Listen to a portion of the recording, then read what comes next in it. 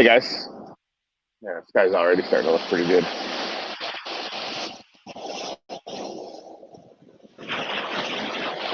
Um,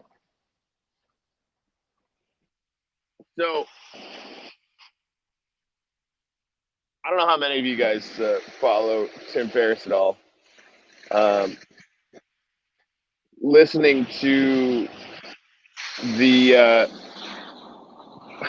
probably the majority of the content that he's produced over the last 5 or 6 years has had a really profound effect on my life. And it's one of the things he studies stoicism, and for a recommendation when I was doing these sunrises before, uh, I was reading through the Daily Stoic, which is a book you can pick up on Amazon. Just highly, highly, highly recommended. Um, and it was actually through a Tim Ferriss suggestion. It's really awesome for self-reflection. Of course, these are some smarty pants people that lived about 2,500 years ago, whatever it is, or more. And he's brought this one letter up from Seneca on the Shortness of Life, and I've heard about it from a bunch of different people over the years. And so I have a little iPad over here, and I have the whole thing. It's supposed to take about 25, 30 minutes to read. These sunrises last around 45 minutes usually. So I figured, fuck it, let's dive in. But first, it's a coffee. Good morning to whoever's listening. When I'm done this, or maybe throughout the course of it, we'll do some gratitudes. And sweet monkey Jesus coffee is good.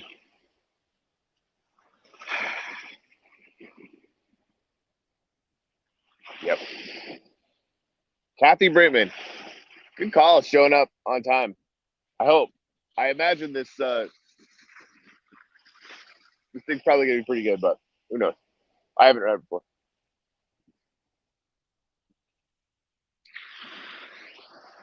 Kathy, could you? I mean, actually, using my my AirPods, could you rate the sound for me? 1 out of 10. One being, oh my god, terrible. Please take those out of your face, and 10 being, it's a transcendent experience of audio quality.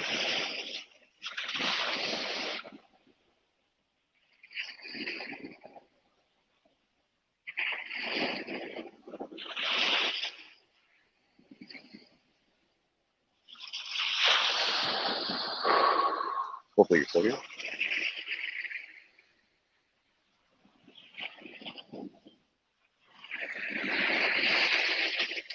On the Shortness of Life, Lucy Seneca.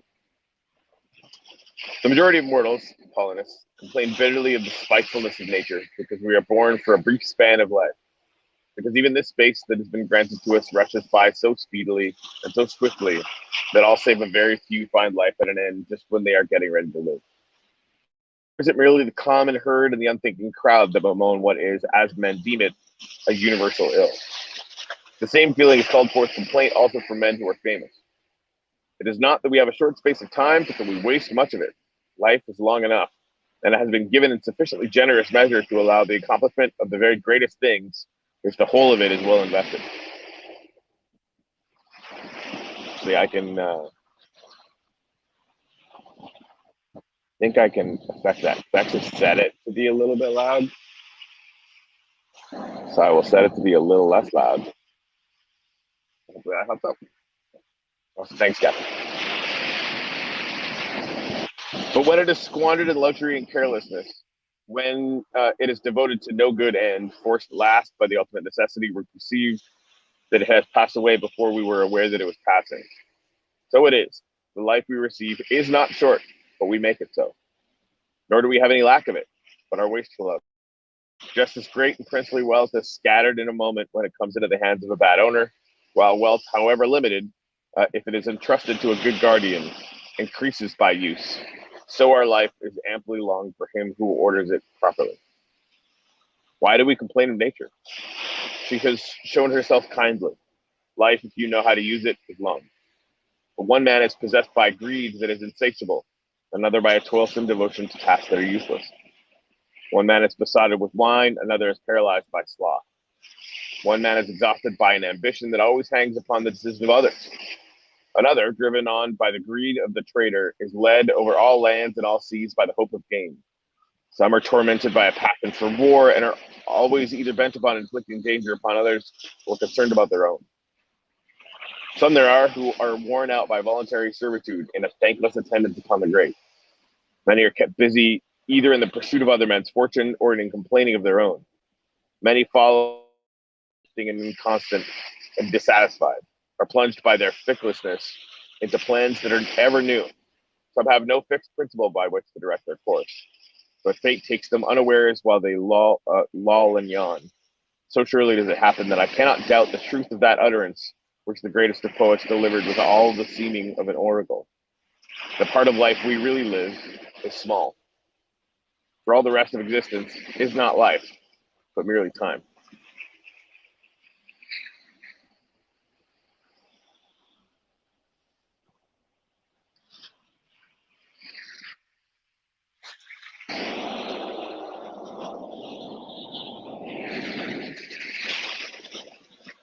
Vices beset us and surround us on every side, and they do not permit us to rise anew and lift up our eyes for the discernment of truth.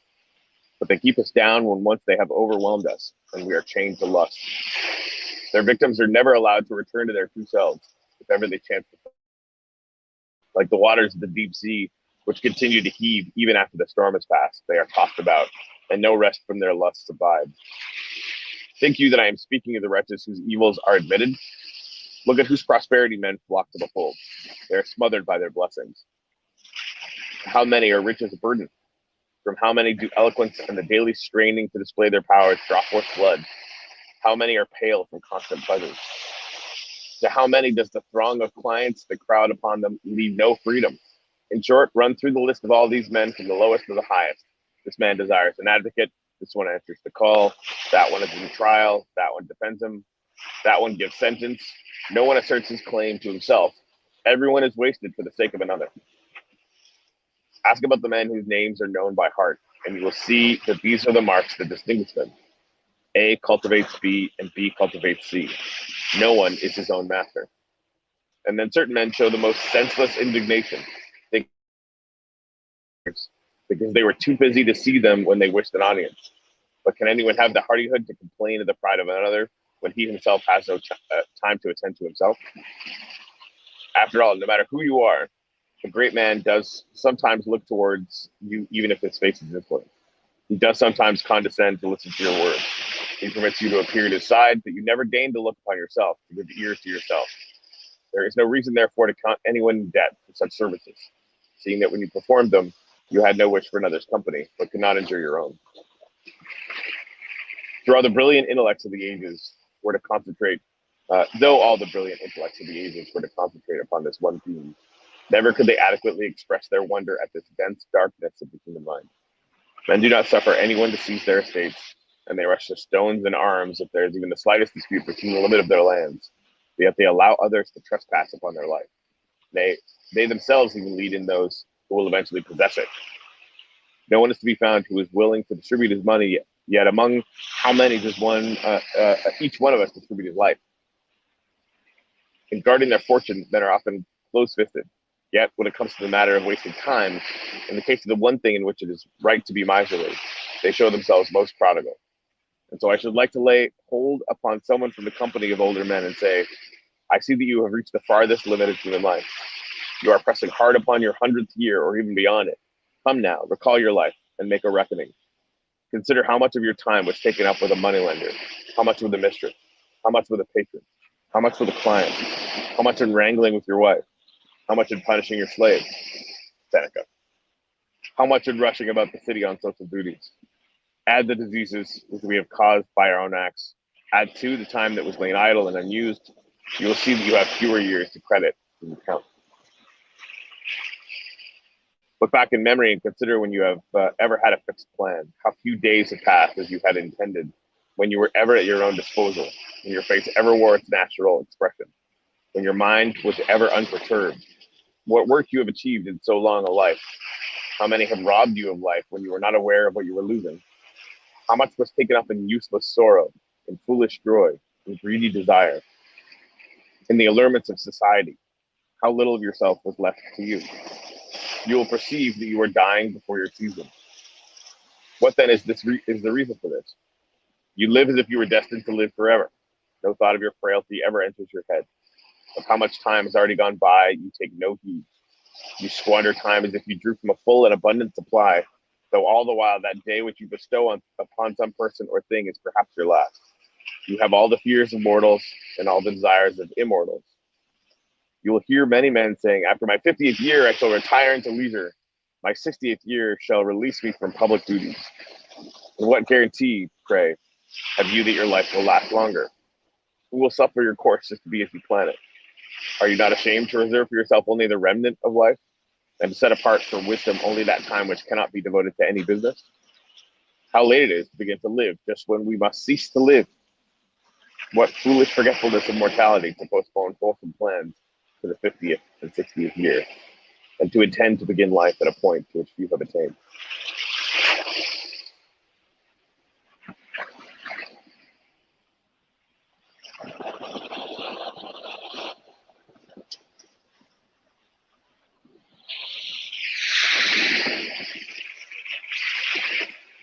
You will see that the most powerful and highly placed men let drop the marks in which they long for leisure, acclaim it, and prefer it to all their blessings. They desire at times, if it could be with safety, to descend from their high pinnacle. For though nothing from without should assail or shatter, fortune of its very self comes crashing down. They deified Augustus, to whom the gods vouchsafed more than to any other man, did not cease to pray for rest and to seek release from public affairs. All his conversation ever reverted to the subject, hope of leisure. This was the sweet, even a vain consolation with which he would gladden his labor, that he would one day live for himself. In a letter addressed to the Senate, in which he had promised that his rest would not be devoid of dignity, nor inconstant with his former glory, I find these words. But these matters can be shown better by deeds than by promises. Nevertheless, since the joyful reality is still far distant, my desire for that time, most earnestly prayed for, has led me to forestall some of its delights by the pleasure of words. So desirable a thing did leisure seem that he anticipated it in thought because he could not attain it in reality. He who saw everything depending upon himself alone, who determined the fortune of individuals and of nations, thought most happily of that future day on which he should lay aside his greatness. He had discovered how much sweat those blessings that shone throughout all the lands drew forth, how many secret worries they concealed. Forced to pit arms first against his countrymen, then against his colleagues, and lastly against his relatives, who shed blood on land and sea. Through Macedonia, Sicily, Egypt, Syria, and Asia, in almost all countries, he followed the path of battle. And as troops were weary of shedding Roman blood, he turned them to foreign wars. While he was pacifying the Alpine regions, subduing the enemies planted in the midst of a peaceful empire, while he was extending its bounds even beyond the Rhine and the Euphrates and the Danube, in Rome itself, the swords of Smyrna, Capio, Lepidus, and Ignatius, and others were being whetted to flame. Not yet had he escaped their plots, when his daughter and all the noble youths were bound to her by adultery, as by a sacred oath, oft alarmed his failing years. And there was Paulus, and a second time the need to fear a woman in league with Antony. When he had cut away these ulcers, together with the limbs themselves, others would grow in their place. Just as in a body that was overburdened with blood, there was always a rupture somewhere. And so he longed for leisure, in the hope and thought of which he found relief for his labors. This was the prayer of one who was able to answer the prayers of mankind. Marcus Cicero, long flung among men like Catiline, Clodius, and Pompey, and Crassus, some open enemies, others doubtful friends, as he is tossed to and fro along with the state and seeks to keep it from destruction, to be at last swept away, unable as he was to be restful in prosperity or patient in adversity. How many times does he curse that the very consulship of his, which he had lauded without end, though not without reason? How cheerful the words he uses in a letter written to Atticus, when Pompey the elder had been conquered, and the son was still trying to restore his shattered arms in Spain. Do you ask, he said, What am I doing here? Am I lingering in my Tuscan village, half a prisoner? Oh, sorry, I am lingering in my Tuscan village, half a prisoner. He then proceeds to other statements, in which he bewails his former life and complains of the present and despairs of the future. Cicero said that he was half a prisoner, but in very truth, never will the wise man resort to so lowly a term. Never will he be half a prisoner. He who always possesses an undiminished and stable liberty, being free and his own master and towering over all others. For what could possibly be above him who is above fortune? When Livius Drusus, a bold and energetic man, had the support of a huge crowd drawn from all Italy, proposed new laws and the evil measures of the Gracchi, seeing no way out for his policy, which he could neither carry through nor abandon when once started on. He is said to have complained bitterly against the life of unrest he had from the cradle, and to have exclaimed that he was the only person who had never had a holiday, even as a boy. For while he was still a ward and wearing the dress of a boy, he had the courage to commend to the favor of a jury those who were accused, and to make his influence felt in the law courts, so powerfully indeed that it is very well known that in certain trials he forced a favorable verdict. To what lengths was not such premature ambition destined to go?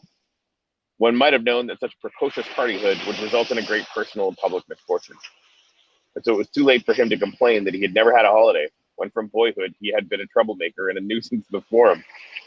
It is questioned whether he died from his own hand, for he fell from a sudden wound received in his groin, some doubting whether his death was voluntary, no one whether it was timely.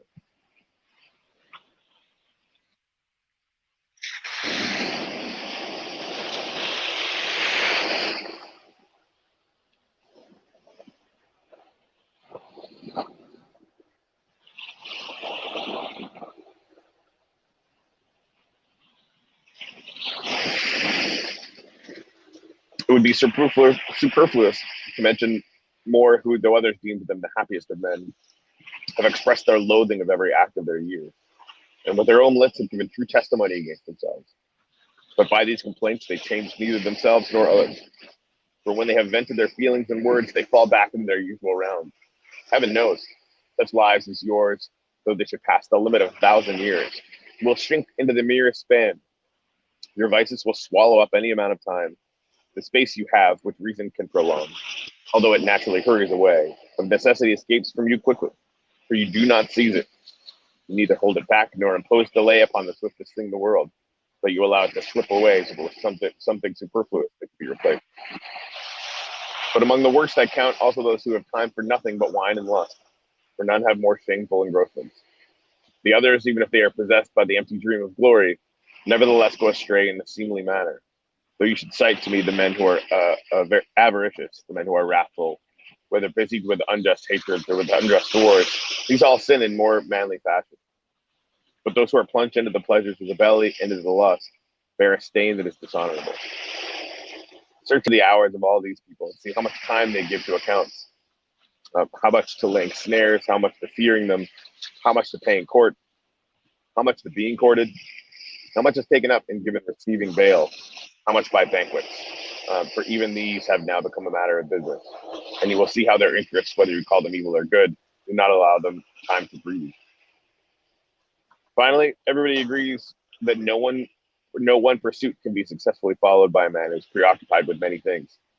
Eloquence cannot, nor the liberal studies, since the mind, when distracted, takes in nothing very deeply, but rejects everything that is, as it were, crammed into it. There is nothing the busy man is less busied with than living. There is nothing that is harder to learn. Of the other arts, there are many teachers everywhere. Some of them we have seen the mere boys have mastered so thoroughly that they can even play the master.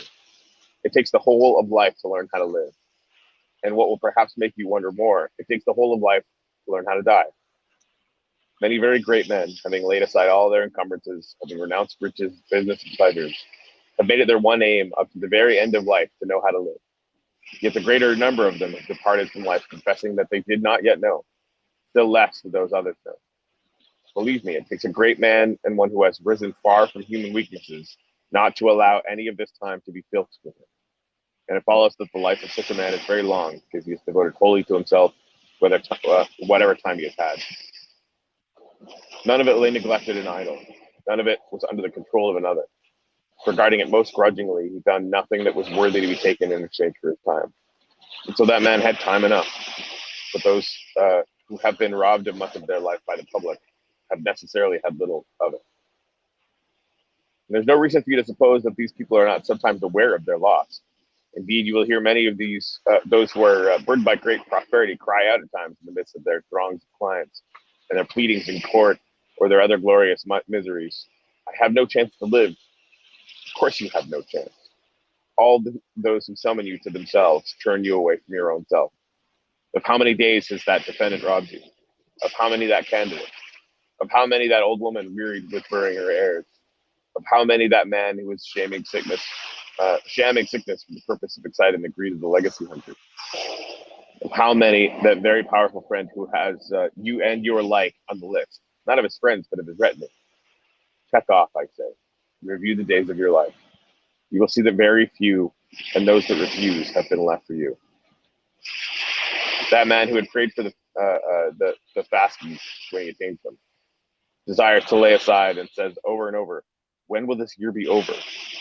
That man gives gains and and after setting great value on gaining a chance to give them, now says, "When shall I be rid of them?"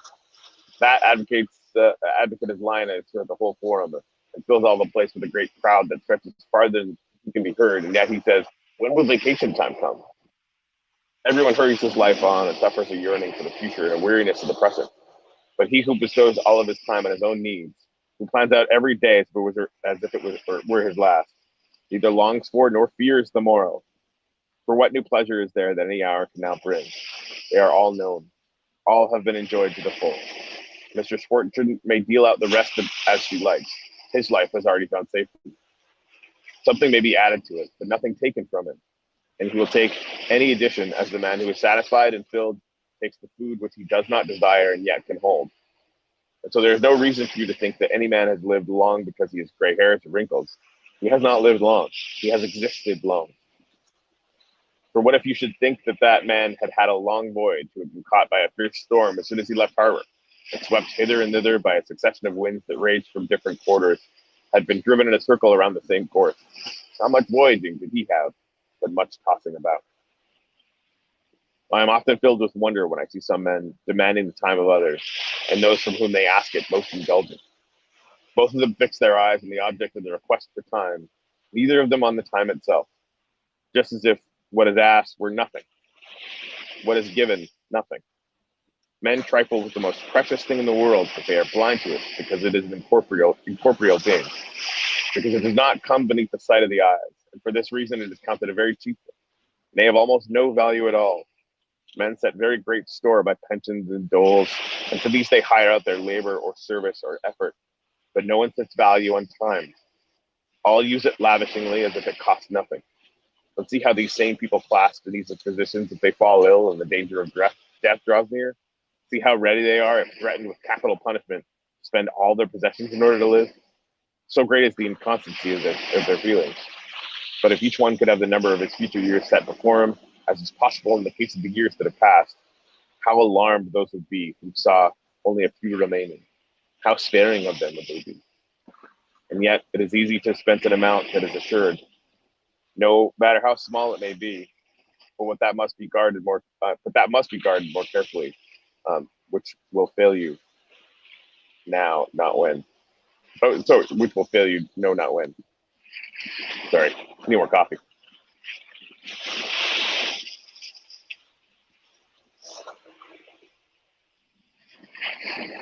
Yeah, but that must be guarded more carefully, which will fail you, you not know when. You know not when. Fucking English. Yet there's no reason for you to suppose these people do not know how precious a thing time is. For those whom they love most devotedly, they have a habit of saying that they are ready to give them a part of their own years. And they do give it without realizing it. But the result of their giving is that they themselves suffer loss without adding to the years of their dear ones. But the very thing they do not know is whether they are suffering loss. Therefore, the removal of something that is lost without being noticed, they find is bearable. Yet no one will bring back the years. No one will bestow you once more on yourself. Life will follow the path it started upon, and will neither reverse nor check its course. It will make no noise. It will not remind you of its swiftness. Silent, it will glide on. It will not prolong itself. at the command of a king or at the applause of the populace. Just as it was started on its first day, so it will run. Nowhere will it turn aside. Nowhere will it delay. And what will be the result? You have been engrossed. Life hastens by. Meanwhile, death will be sure at hand, for which, willy-nilly, you must find leisure. Can anything be sillier than the point of view of certain people? I mean, those who boast of their foresight. They keep themselves very busily engaged in order that they may be able to live better. They spend life in making ready to live.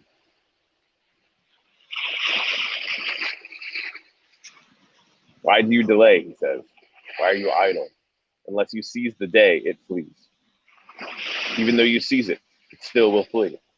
Therefore, you must vie with time's swiftness and the speed of using it. And as from a torrent that rushes by and will not always flow, you must drink quickly.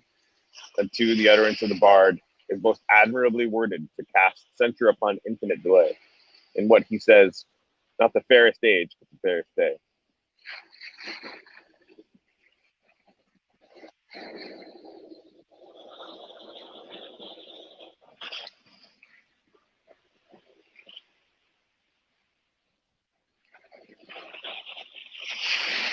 Perhaps you ask whom I would call the preoccupied. There is no reason for you to suppose that I mean only those whom the dogs could have at length been let drive out from the law court. Those whom you see either gloriously crushed in their own crowd of followers or scornfully in someone else's. Those whom social duties call forth from their own homes to bump them against someone else's doors, or whom the praetor's hammer keeps busy in seeking gain that is disreputable and that will one day fester. Even the leisure of some men is engrossed, in their villa or on their couch, in the middle of solitude. Although they have withdrawn from all others, they are themselves the source of their own worry. You should say that these are living, not in leisure, but an idle preoccupation. Much more, but I think I'm going to read some more. That's a lot.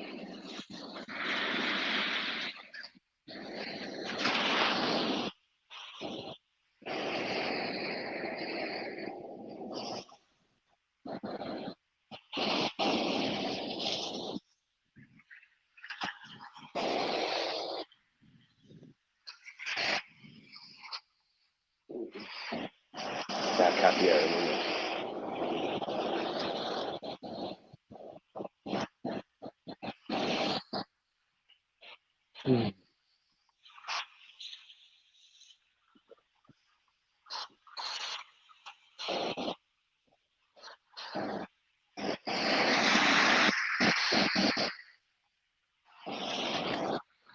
All right. One thing about reading, there's not enough coffee consumption.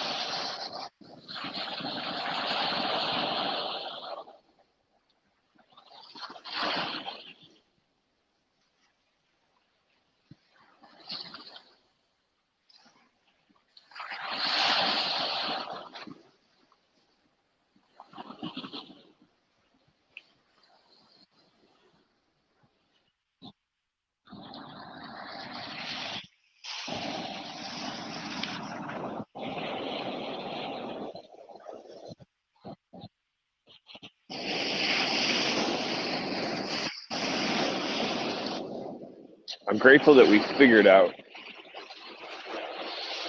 how to write stuff down.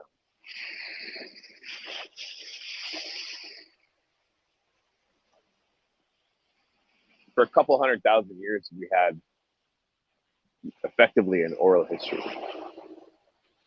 And the bandwidth for that was great for, this is how to hunt. Super basic themes about maybe some spiritual principles or archetypes, mythology, really simple stuff. The second that we were able to write things down, the amount of information that we could pass forward infinitely almost in time went up by probably 5 orders of magnitude, probably more.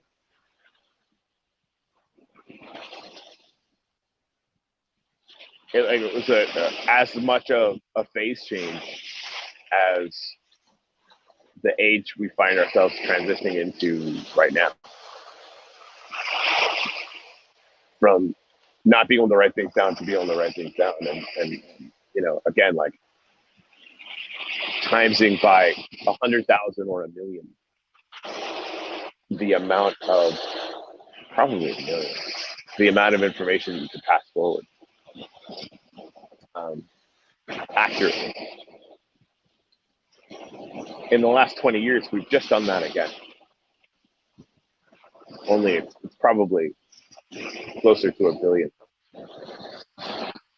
The amount and quality of data that is now getting pushed forward into the future.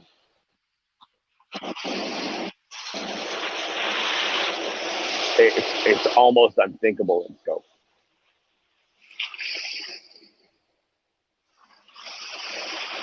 Definitely going to change things. And I would argue improve them. Don't look at the Reddit comment section. That's proof. Anyway, I'm grateful stuff like letters from a Stoic in ancient Rome can find their way to the speech and to you.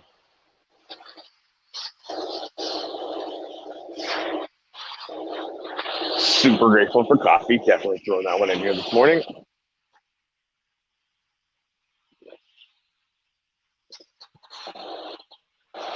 And I'm grateful for the interaction I had yesterday with a project that was calling itself the first to do cryptocurrency and NFTs with Minecraft. We sort of tongue in cheek. I messaged out to them like, it's a little fraught calling yourselves first, but welcome to the party. And they responded really quickly and said, we actually meant to say first on Ethereum. Like, yeah, okay. Either way, I hope they do really well. It'll be interesting, certainly, to see, what that looks like. The longer this goes, especially as Ethereum moves into V2 and transaction costs very potentially might come down significantly. It really would make sense for us to tap into that market in a meaningful way. Anyway.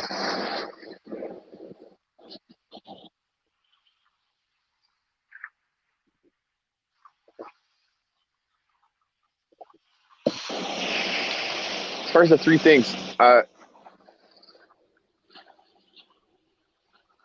yesterday I was talking about making a huge list. This is always the danger of making huge lists.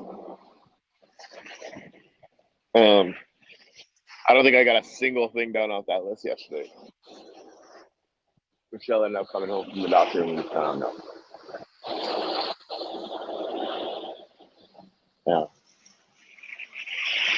In retrospect, I don't regret that. So my list just gets pushed. From yesterday's business.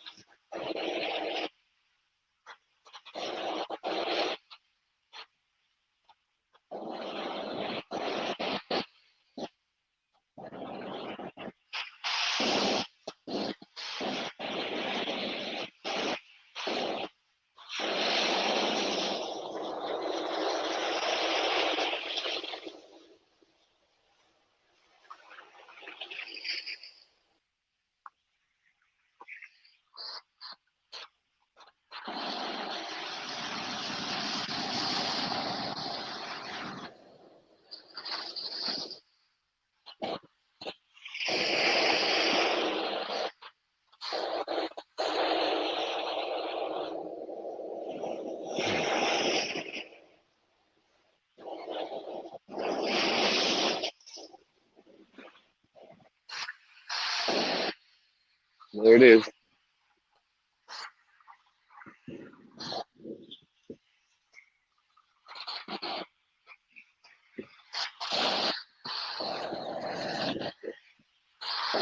Just a sliver this morning.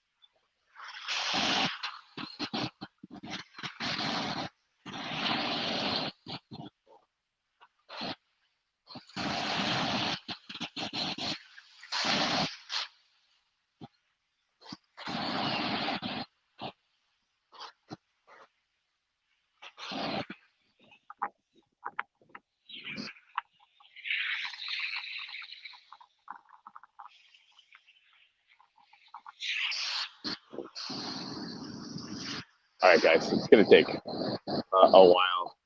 The sun's actually up now. It's going to take a while before it pops up over these clouds. And I got a bunch of stuff to do today, so I'm going to roll.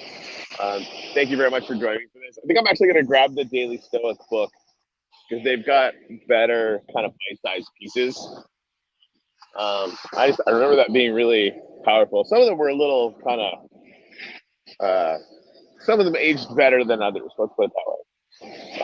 But the translations are usually pretty, or the translation discussions are usually pretty good about it. So I'll do that.